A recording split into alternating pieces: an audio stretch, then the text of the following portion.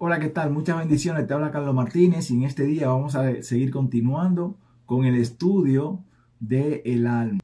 A veces depende de la versión de la Biblia en la cual está traducida. Pero antes de empezar este estudio, quiero que pidamos la dirección del Espíritu Santo. Bendito Dios, amado Padre que estás en los cielos, alabado y glorificado sea tu nombre, Señor.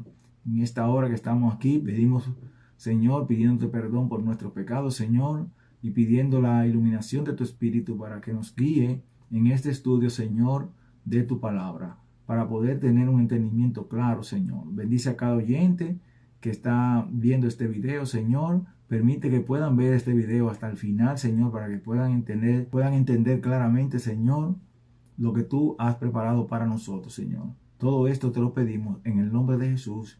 Amén. Hoy vamos a seguir estudiando, como dije, el alma. Pero antes de empezar, quiero que te suscribas si no lo has hecho en este momento y le dé a la campanita de notificaciones. Así cada semana te podrá llegar los estudios que estemos subiendo. También puedes darle like y hacer un comentario, y cualquier pregunta que tengas puedes hacerla en los comentarios y puedes revisarla luego que te la voy a contestar. Entonces, nuestra primera pregunta del tema de hoy es: ¿de qué está compuesto el ser humano? ¿De qué está compuesto el ser humano? ¿Cuáles son los elementos que Dios utilizó para el ser humano? Y para ello vamos a ir al libro de Génesis,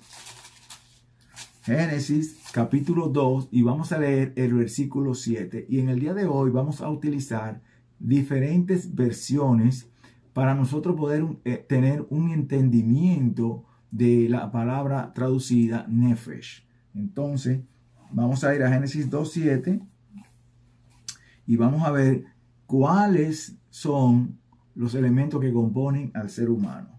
Dice aquí Génesis 2:7: entonces Jehová Dios formó al hombre del polvo de la tierra, sopló en su nariz aliento de vida y fue el hombre un ser viviente. Entonces aquí en la Reina Valera 1960 dice que Jehová Dios formó al hombre del polvo de la tierra, un solo elemento, y sopló en su nariz aliento de vida. Tenemos aquí que el hombre está compuesto del polvo de la tierra y el aliento de vida que fue infundido por el Señor. Entonces, cuando estos dos se unen, dice, y fue el hombre un ser viviente. Ahora vamos a leer de la nueva versión viviente. Nueva versión viviente dice Génesis 2:7: entonces Dios el Señor formó el cuerpo del hombre del polvo de la tierra y sopló en su nariz el aliento de vida.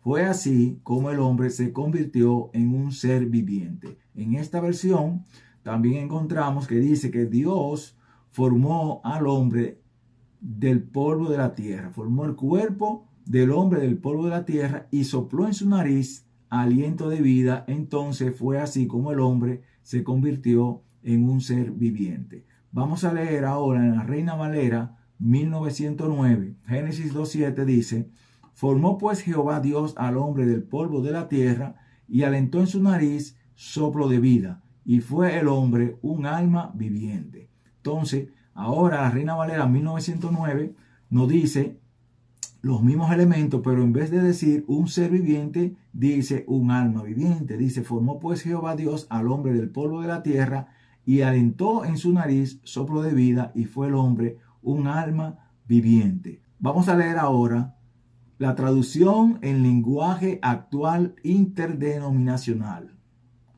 Aquí dice, entonces Dios tomó un poco de polvo y en ese polvo formó al hombre. Luego sopló en su nariz y con su propio aliento le dio vida. Así fue como el hombre comenzó a vivir. Entonces, todos estos versículos de 4 diferentes versiones bíblicas nos dicen que el hombre fue creado de 2 elementos: el polvo de la tierra y el aliento o soplo de vida que Dios influyó en la nariz del hombre, y entonces el hombre llegó a ser un ser viviente o un alma viviente. Ahora, ¿qué quiere decir entonces Génesis 35:18? Génesis 35:18.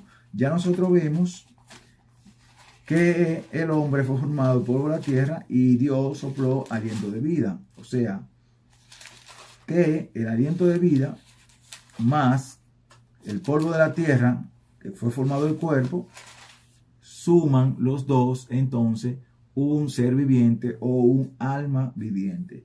Pero vamos a leer Génesis 35, 18, porque este versículo es mal utilizado para alguna enseñanza.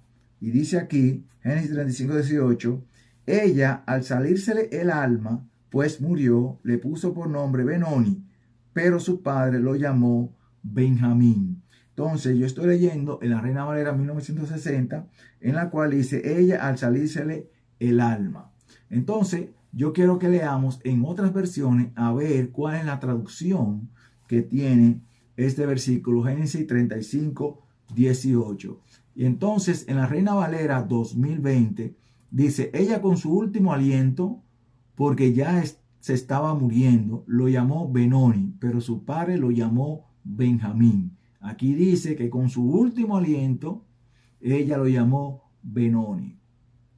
En la Nueva Versión Internacional dice, no obstante, ella se estaba muriendo y en sus últimos suspiros alcanzó a llamar a su hijo Benoni, pero Jacob, su padre, le puso por nombre Benjamín. En la Biblia, Dios habla hoy, dice, pero ella estaba a punto de morir y en sus últimos suspiros llamó Benoni al niño, aunque su padre lo llamó Benjamín. En la Nueva Biblia Viva dice, pero Raquel murió luego de dar a luz a su hijo. Sin embargo, cuando estaba agonizando, alcanzó a decir que su hijo se llamaría Benoni, es decir, hijo de mi tristeza. Pero Jacob lo llamó Benjamín, que quiere decir hijo de mi mano derecha. A nosotros notar las traducciones de estas Biblias, 4 Biblias que no utilizan que se le salió el alma, nosotros podemos darnos cuenta que aquí en su último momento de agonía, en su último momento ya donde le quedaba su último aliento, ella pudo decir Benoni, no que se le salió algo que ella tenía dentro de su cuerpo, como algunos interpretan el pasaje cuando dicen que al salirse el alma, como si algo que tuviera vida dentro de ella salió al ella morir. Pero cuando nosotros leemos, dice que al salirse el alma, pues murió, le puso por nombre Benoni. Entonces, si el alma se le hubiese salido antes, suponiendo que el alma fuera una entidad que está atrapada en el cuerpo, como se cree, entonces no podría haber hablado porque dice, al salirse el alma, ella después de que se le salió, dijo. Entonces, viendo aquí que con su último aliento, como dice Reina Valera 2020, ella lo llamó Benoni, en su último aliento para poder hablar. También dice en la Nueva Versión Internacional que en su último suspiro alcanzó ella a llamarlo Benoni. Entonces, vamos a ver también qué quiere decir entonces Primera de Reyes 17, 22. Primera de Reyes, capítulo 17 y el versículo 22. Luego que concluyamos con estos versículos, estas citas bíblicas, y esto, vamos a ver entonces de dónde surge esta idea del alma inmortal. Vamos a ver de dónde surge esa idea al finalizar este estudio. No te pierdas el estudio para que puedas ver entonces de dónde surge esta idea. Entonces, estamos en 1 Reyes, capítulo 17 y el versículo 22. Dice, Jehová oyó la voz de Elías, el alma volvió al niño y éste revivió. Aquí dice entonces que el alma volvió al niño y entonces el niño revivió. Ahora vamos a leer nuevamente en diferentes versiones de la Biblia para que nosotros podamos ver qué es en realidad lo que dice aquí que volvió al niño. Cuando nosotros leemos este capítulo en el versículo 17, Primera Reyes 17, y vamos a leer el versículo 17, el 21 y el 22, que son los que van a poder dar un entendimiento de a qué se refiere. En la Reina Valera 1960, que es la que estoy leyendo, dice: después de estas cosas, aconteció que cayó enfermo el hijo de la dueña de la casa. La enfermedad fue tan grave que se quedó sin aliento. El versículo 17 dice que se quedó sin aliento. Entonces el versículo 21 nos dice: se tendió sobre el niño 3 veces y clamó a Jehová: Jehová Dios mío, te ruego que hagas volver el alma a este niño.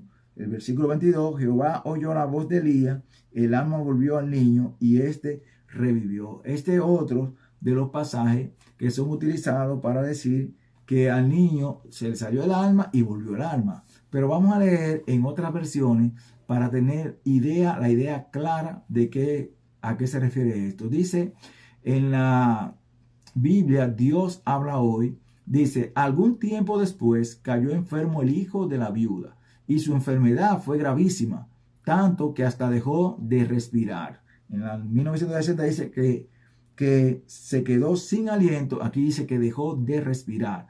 Ahora el versículo 21 dice: y enseguida se tendió 3 veces sobre el niño y clamó al Señor en voz alta: Señor y Dios mío, te ruego que devuelvas la vida a este niño.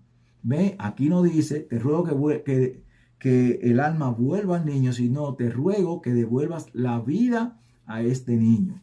Entonces, en el versículo 22 dice: el Señor atendió a los ruegos de Elías e hizo que el niño reviviera. En esta versión de Dios habla hoy, nos dice entonces que lo que Elías estaba pidiendo a Dios era que el niño volviera a la vida.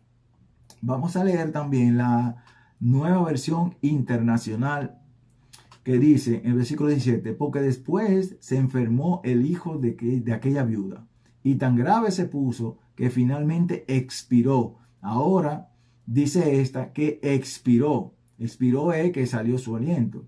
Luego se tendió 3 veces sobre el muchacho y clamó: Señor mi Dios, devuélvele la vida a este muchacho. Esta otra versión también dice lo mismo: devuélvele la vida a este muchacho.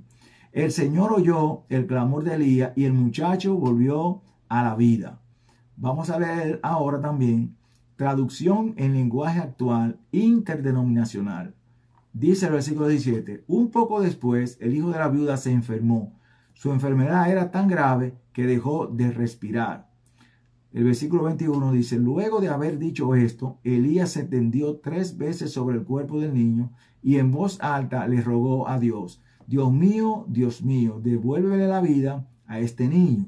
El versículo 22 dice: Dios escuchó la oración de Elías y el niño volvió a vivir.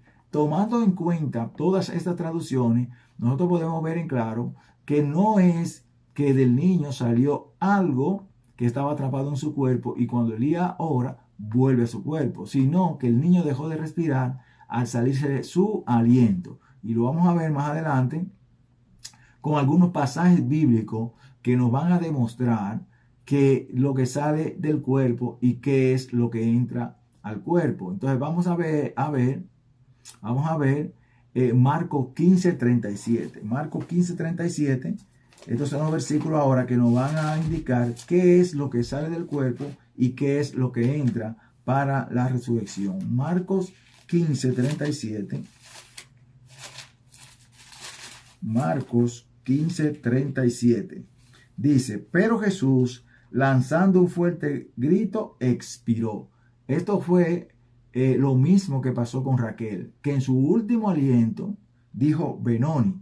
Aquí Jesús, lanzando un fuerte grito, expiró. Jesús en su último aliento también expiró. También vamos a leer Lucas 23:46. Lucas 23:46, hablando del mismo episodio de Jesús. En los 4 evangelios nosotros encontramos la misma expresión. Lucas 23:46 dice: entonces Jesús, clamando a gran voz, dijo: Padre, en tus manos encomiendo mi espíritu. Y habiendo dicho esto, expiró. Podemos ver que la última palabra de Jesús fue esa: en tus manos encomiendo mi espíritu. Y habiendo dicho esto, expiró. O sea, fue en su último aliento que Jesús dijo: esas palabras. Vamos a ver el Salmo 146, Salmo 146, y vamos a leer el versículo 4. Aquí vamos a ver qué es lo que sale del hombre. Ya vimos que Dios, cuando formó al hombre, simplemente hizo el polvo de la tierra y alientó en su nariz soplo de vida. Entonces el soplo de vida es lo que sale del hombre. Salmo 146 y el versículo 4 nos dice: pues sale su aliento y vuelve a la tierra. En ese mismo día perecen sus pensamientos. Entonces aquí este salmo nos dice que lo que sale de la persona es su aliento, ese aliento de vida que Dios dio en la creación del hombre.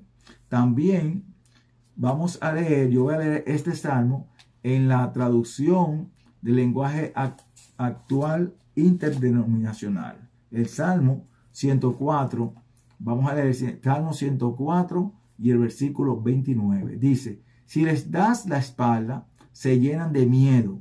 Si les quitas el aliento, mueren y se vuelven al polvo. Y el 30 dice: pero envías tu espíritu y toda la tierra cobra nueva vida. Fíjense que este salmo es bien claro.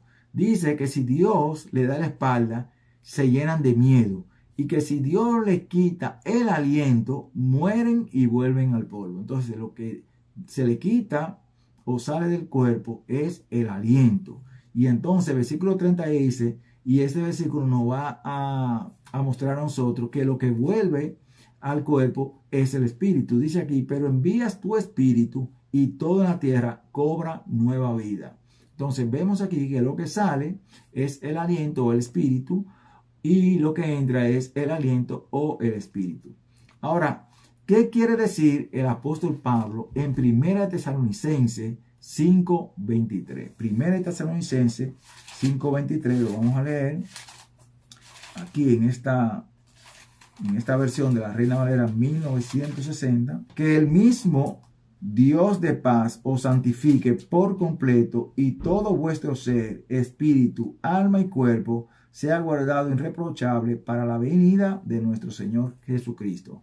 Este es otro de los pasajes que, como menciona espíritu, alma y cuerpo, las personas creen que el cuerpo humano está completo por 3 elementos, pero ya vimos en la creación que solamente el polvo de la tierra más el aliento de vida daba un alma viviente. Entonces el apóstol Pablo dice aquí que el mismo Dios de paz os santifique por completo, y todo vuestro ser, espíritu, alma y cuerpo, sea guardado irreprochable para la venida de nuestro Señor Jesucristo. Ahora vamos a ver que aquí el versículo es claro, porque dice que Dios nos santifique por completo, nos santifique por completo todo nuestro ser. Ahora, ¿qué es todo nuestro ser? Entonces ya vimos que el ser vivo o alma viviente, como decía la Reina Valera 1909, es la unión del cuerpo y el espíritu. Lo que nos dice Pablo aquí es que no solo debemos cuidar lo espiritual separado del cuerpo. No debemos enfocarnos para Dios solamente en lo espiritual. También debemos tener cuidado en nuestro cuerpo. Entonces, como nosotros debemos ser guiados por Dios, nosotros no podemos descuidar uno ni el otro. Debemos tener, como dice el apóstol, todo nuestro ser en la disposición para el servicio de Dios. No podemos descuidar el cuerpo y entonces afirmarnos en el espíritu, ni lo contrario. Entonces, debemos cuidar ambos de igual modo, unidos. Por eso dice el apóstol, todo nuestro ser. Entonces, cuando menciona espíritu, alma y cuerpo, la palabra alma no significa que tenemos algo dentro del cuerpo, sino que esa alma, que es la unión del espíritu y el cuerpo, debe estar todo consagrado a Dios. Todo debe estar consagrado a Dios. Porque muchas personas pueden estar bien espiritualmente, pero no cuidan su cuerpo. O al igual que muchos pueden cuidar su cuerpo, pero en lo espiritual están fallando. Entonces el apóstol Pablo por eso dice que debemos tener todo nuestro ser. Y la persona, vimos en la creación que el hombre llegó a ser un ser viviente cuando Dios sopló en la nariz de ese muñeco de barro, por decirlo así, que estaba sin vida. Cuando Dios formó al hombre, estaba sin vida, y al soplar el aliento de vida o el espíritu de vida, el hombre llegó a ser un ser viviente. Ahora, ¿qué quiere decir también Apocalipsis 6:9? Apocalipsis 6:9. Vamos a analizar este versículo porque es otro versículo en el cual las personas, muchos, lo utilizan para decir que las almas van al cielo. Nosotros hicimos un estudio acerca de que, entendiendo el proceso de la muerte. Si tú no lo has visto, te recomiendo que veas ese video. Dice aquí, Apocalipsis 6, versículo 9, dice: cuando abrió el quinto sello, vi debajo del altar las almas de los que habían muerto por causa de la palabra de Dios y del testimonio que tenían. El versículo 10 dice: clamaban a gran voz diciendo: ¿hasta cuándo, Señor santo y verdadero, vas a tardar en juzgar y vengar nuestra sangre de los que habitan sobre la tierra? Entonces el 11 dice: entonces se les dieron vestiduras blancas y se les dijo que descansaran todavía un poco de tiempo hasta que se completara el número de sus consiervos y sus hermanos, que también habían de ser muertos como ellos. Entonces, aquí es otro de los versículos que utilizan para decir que las personas, o los cristianos, o las personas que han morido en la fe del Señor, han muerto, van directamente al cielo. Pero vamos a ver también en otra versión, no hay mucha diferencia en esta versión, pero vamos a ver en la traducción lengua actual interdenominacional, dice: cuando el Cordero rompió el quinto sello, vi debajo del altar a las almas de los que habían sido asesinados por anunciar el mensaje de Dios. Decían con fuerte voz: Dios Todopoderoso, tú eres santo y siempre dices la verdad. ¿Cuándo te vengarás de los que nos mataron? ¿Cuándo lo castigarás? Y el versículo 11 dice: entonces Dios les dio ropas blancas y les dijo que debían esperar un poco más, porque aún no habían muerto todos los cristianos que debían morir como ellos. En esta versión también dice las almas que están debajo del altar. Pero para nosotros poder entender esto acerca del alma, de las almas de los que habían sido muertos debajo del altar, yo quiero que nosotros vayamos a Génesis 4, para que nosotros tomemos un ejemplo. El libro de Apocalipsis está escrito en símbolo y nosotros debemos descifrar los símbolos y a qué se está refiriendo Juan. Aquí, en Génesis 4, el versículo 10 dice: Jehová le dijo: ¿qué has hecho? Eso está Dios hablando con Caín y le dice: la voz de la sangre de tu hermano clama a mí desde la tierra. Aquí vemos que Dios le dice a Caín que la sangre de su hermano Abel estaba clamando a Dios desde la tierra. Entonces, esto nos identifica a nosotros porque la sangre no puede hablar. Ahora, ¿qué es lo que quiso decirle Dios a Caín? Dios le estaba diciendo a Caín que él sabía lo que él había hecho con Abel. Entonces, y eso no se iba a quedar sin juzgar. A eso que se refiere Dios. Entonces, lo que él hizo debajo del altar, si nos damos cuenta, el libro de Hebreo nos presenta un santuario en el cielo.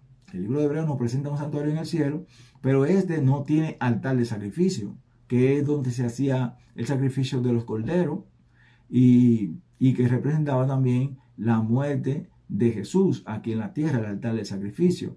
Lo que nos están diciendo entonces que estas almas están debajo del altar, están hablando entonces de aquí en la tierra, que estaban debajo del altar donde se sacrificaban, porque en el cielo, en el cielo no hay altar de sacrificio, en el cielo no muere nadie. ¿Ve?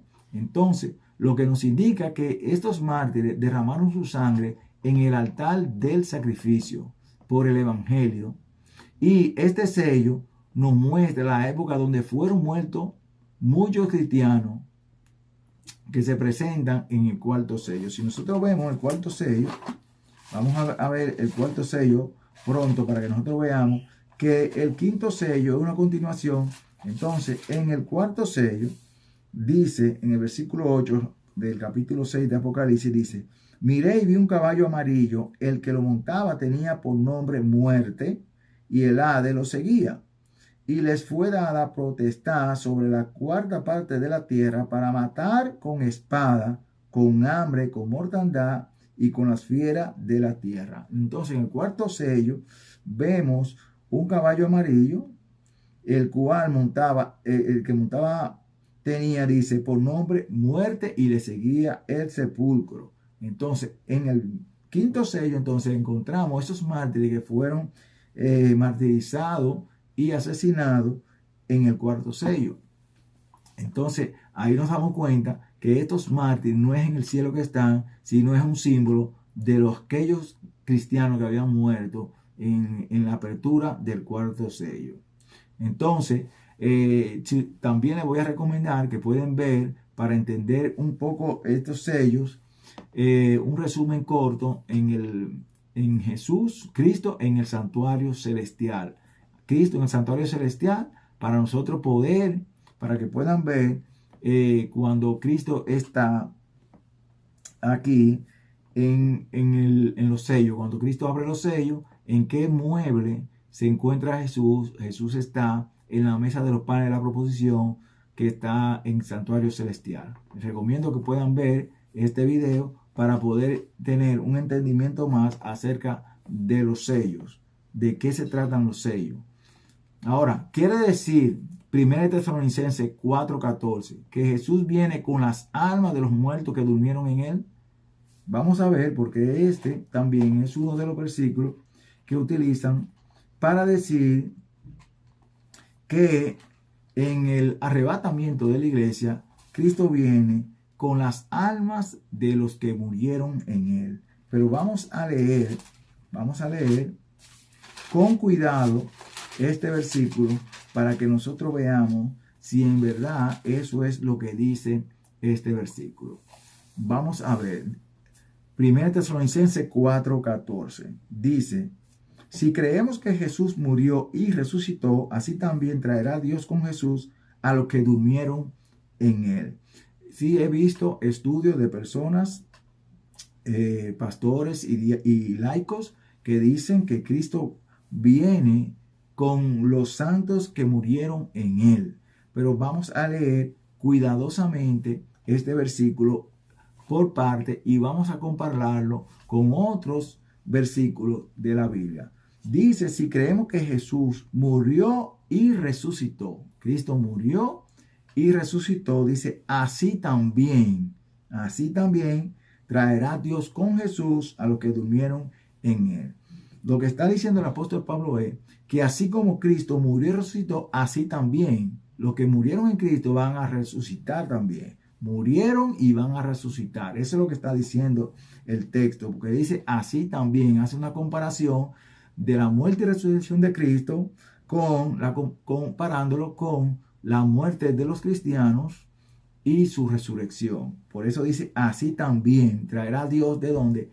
De las tumbas, traerá a la vida a los que durmieron en Jesús. Ahora vamos a comparar otros versículos, unos versículos que nos van a dar más luz acerca de esto que el apóstol Pablo está diciendo aquí, porque la Biblia no se contradice.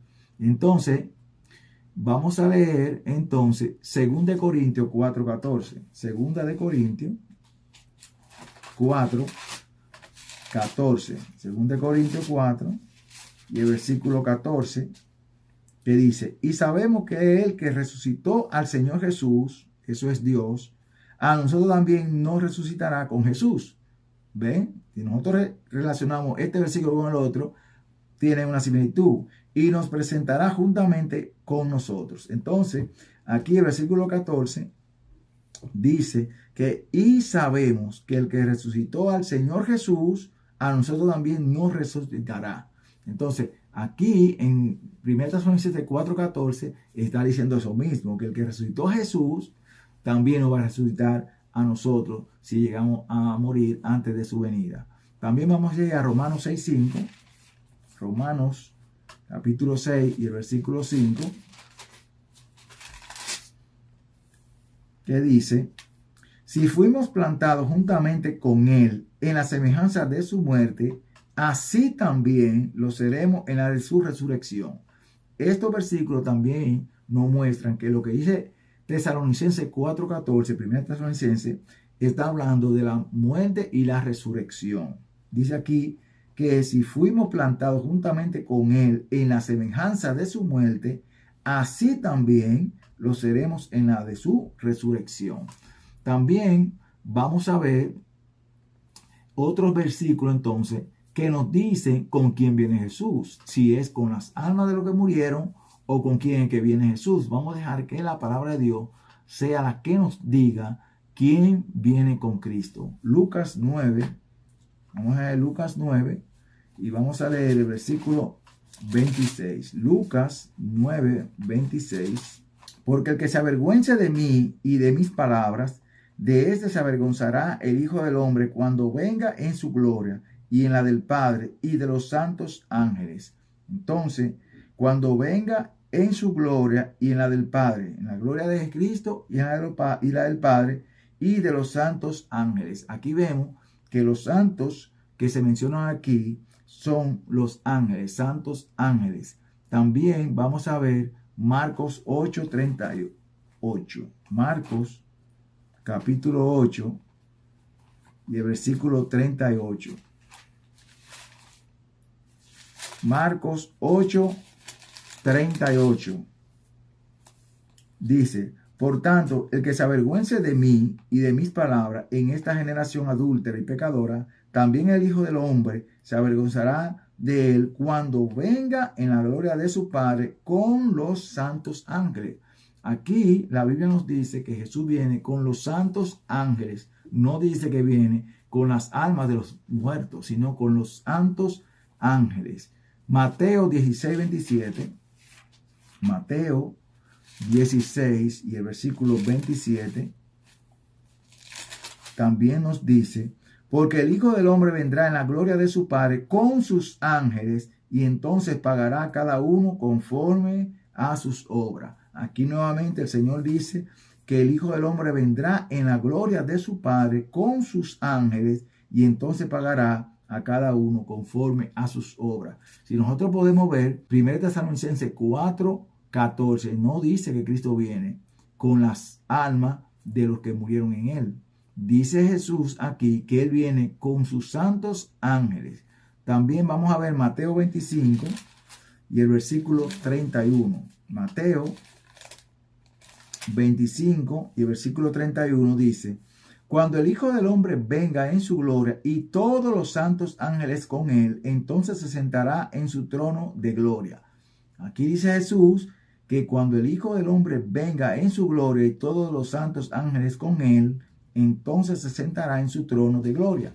Todos estos versículos dicen que Jesús viene con sus santos ángeles, no con las almas de los muertos.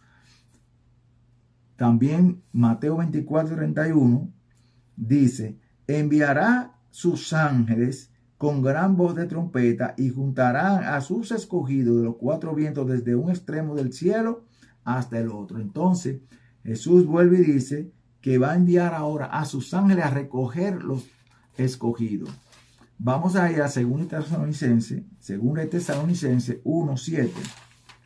2 Tesalonicenses 1:7.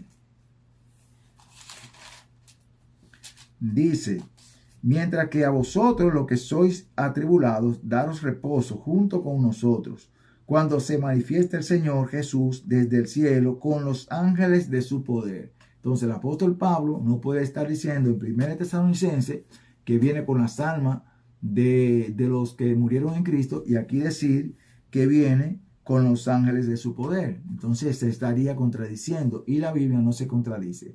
Ahora, ¿cuál es la razón de ver la contradicción en la Biblia y seguir enseñando la mentira? O sea, ¿cuál es la razón de que una persona puede ver una contradicción en la Biblia y seguir enseñando la mentira y sus seguidores, aunque muchos desconocen la verdad, otros la ven, pero como quiera continúan siguiendo esa enseñanza. Y vamos a ir para ello a 1 Timoteo.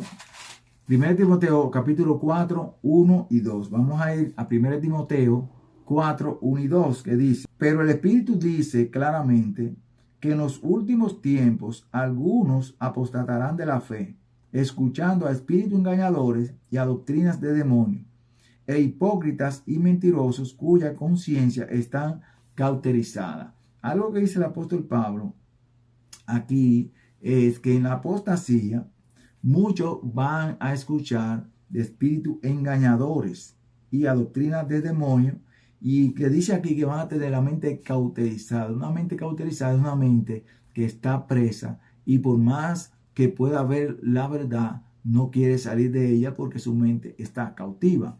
También vamos a ir a 2 Timoteo 3, 2 Timoteo 3, y vamos a leer el versículo del 1 al 5 y el versículo 8.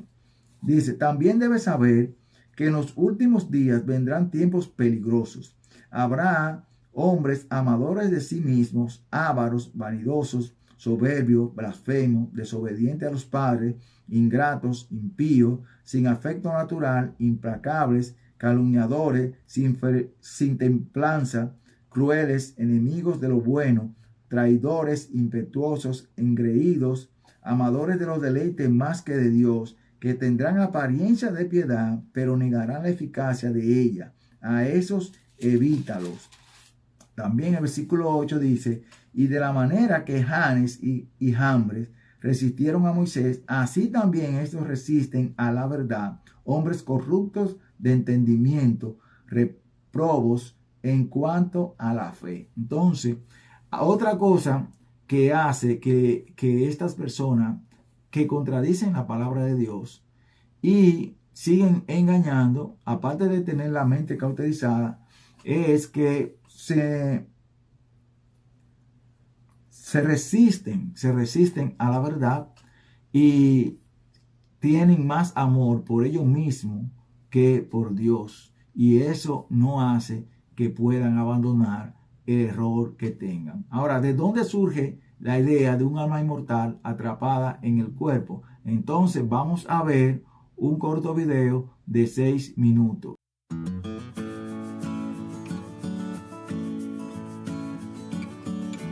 Estamos en el año 399 a.C. Sócrates ha sido condenado a muerte por un tribunal ateniense. La noche antes de su ejecución, un grupo de sus discípulos le visitan en la prisión, apenados por el próximo final de su maestro. Sócrates, sin embargo, está tranquilo y animado. Les explica a sus discípulos que la muerte para un filósofo no solo no es un problema, sino que al contrario, es una liberación. Con la muerte, el alma se libera del cuerpo, que es su cárcel. En su diálogo Fedón, Platón describe esta escena y desarrolla una de las ideas claves de su pensamiento, la inmortalidad del alma. Para comprender el significado de esta idea y su fundamentación, debemos comprender qué entiende Platón por alma y en qué se fundamenta para afirmar su inmortalidad. El término griego psique, que solemos traducir por alma o mente, significa para Platón aquella parte de nosotros de la que nace nuestro pensamiento y capacidad de decidir, y que además está claramente diferenciado de nuestro cuerpo. Nuestro cuerpo es material, ocupa espacio y está sujeto a cambios como los demás seres de la naturaleza. El alma o la mente, en cambio, es inmaterial, no ocupa espacio y no está sujeto a desgaste o descomposición como el cuerpo. Nuestro cuerpo es semejante al de otros seres de la naturaleza. En cambio, nuestra alma es la que nos hace humanos, puesto que gracias a ella somos capaces de pensar, distinguir el bien del mal, actuar correctamente, contemplar la belleza, etc. Seguramente fue Sócrates el filósofo que convirtió la preocupación por el alma en el centro de la filosofía. Que los seres humanos tengamos alma significa que podemos dirigir nuestra vida de una forma autónoma gracias a la reflexión y al pensamiento. El filósofo es la persona que se preocupa de conocer su alma, de cuidarla y purificarla. A partir de aquí, y recogiendo influencias de los pitagóricos y de ciertas corrientes religiosas, Platón coloca la inmortalidad del alma como una de sus ideas centrales. En sus obras, Platón presenta varios argumentos para demostrar la inmortalidad del alma. Vamos a centrarnos en dos de ellos. Previamente es necesario recordar que la inmortalidad del alma está íntimamente unida a la teoría de las formas o ideas de Platón. Para poder explicar la realidad, Platón llega a la conclusión de que existen unas realidades inmateriales, racionales e inmutables que son los modelos que explican el ser de las cosas. Ser implica tener forma, estar delimitado o conformado. Para ello, la forma debe existir previamente como algo real y con independencia de las cosas materiales del mundo. El primer argumento sobre la inmortalidad del alma es el argumento del conocimiento como recuerdo o reminiscencia. Los seres humanos somos capaces de conocer y comprender las formas o modelos ideales. Pero este conocimiento no se deriva de la experiencia. Observa estos objetos. Inmediatamente nos damos cuenta de que son objetos con forma de circunferencia. Pero esto implica que conocemos lo que es la circunferencia en sí misma y por lo tanto podemos reconocerla en estos objetos. Pero ¿cómo aprendimos lo que es una circunferencia en sí misma? Nos muestran circunferencias de diferentes tamaños, colores y materias. Pero para comprender lo que es una circunferencia en sí misma tenemos que ir más allá de lo que vemos y tocamos con los sentidos. Tenemos que captar la forma que estos objetos tienen en común y que en sí misma es independiente de la materia. ¿Cómo puedo yo reconocer una forma si no la conozco ya previamente? Si yo no supiera a priori lo que es una circunferencia, ver objetos con esta forma no me ayudaría a darme cuenta de ello. Por lo tanto, no he aprendido lo que es una circunferencia. Es un conocimiento que tenía y simplemente me he dado cuenta de que lo tenía. Lo que he hecho ha sido realmente recordar. Por lo tanto, en mi alma ya está inscrita, antes de nacer, el conocimiento de las formas o ideas. Esto implica que el alma preexiste a mi cuerpo, que ha existido independientemente de él y que por lo tanto seguirá existiendo cuando el cuerpo muera. En un tiempo pasado, antes de mi propia existencia, el alma estuvo en contacto con las ideas. Por eso ahora puedo recordar este conocimiento que una vez tuve. El segundo argumento es el argumento de la afinidad entre el alma y las ideas. Como hemos dicho antes, nuestra alma es capaz de comprender las ideas. Las ideas o formas son seres racionales, inmutables y eternos. No pueden ser destruidos ni sufren desgaste. ¿Cómo podríamos conocer y estar en contacto con las ideas si no existiera entre ellas y nuestra alma una afinidad o similitud en la forma de ser? Hay una proximidad en la forma de ser de las ideas y en la forma de ser del alma. Y de la misma forma que las ideas son inmutables y eternas, el alma también es inmutable y eterna. Además, el cuerpo está compuesto de órganos y tejidos. La enfermedad y la muerte no es otra cosa que la desorganización de estas partes. En cambio, el alma, al igual que las ideas, no está compuesta de partes y por lo tanto no se puede descomponer. De la afirmación platónica de la inmortalidad del alma se derivan algunas conclusiones. En primer lugar, la felicidad del alma es el contacto directo o contemplación de las ideas, puesto que, como hemos visto, son de naturaleza afín. Por ello, para el filósofo la muerte no es un problema, sino que es la liberación del cuerpo que le permite volver a estar en contacto con el mundo ideal. En segundo lugar, la forma de vivir la vida purifica o embrutece el alma de la persona. La dependencia de las cosas materiales, buscando el placer, ensucia el alma. La búsqueda de la verdad y del bien la purifica. Cuanto más se purifica esta, más fácil le será reencontrarse con las ideas después de la muerte. Si en cambio no se ha purificado, volverá a encarnarse en otro cuerpo para volver a vivir, teniendo una nueva oportunidad para poder purificarse.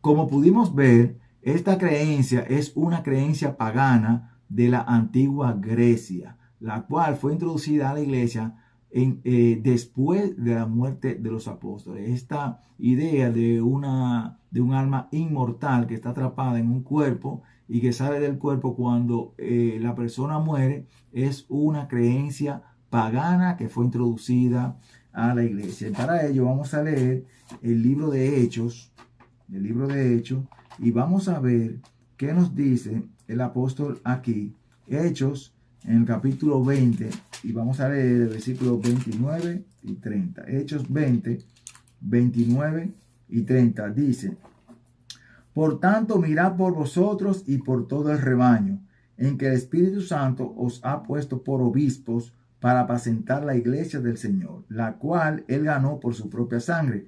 Porque yo sé que después de mi partida entrarán en medio de vosotros lobos rapaces que no perdonarán al rebaño.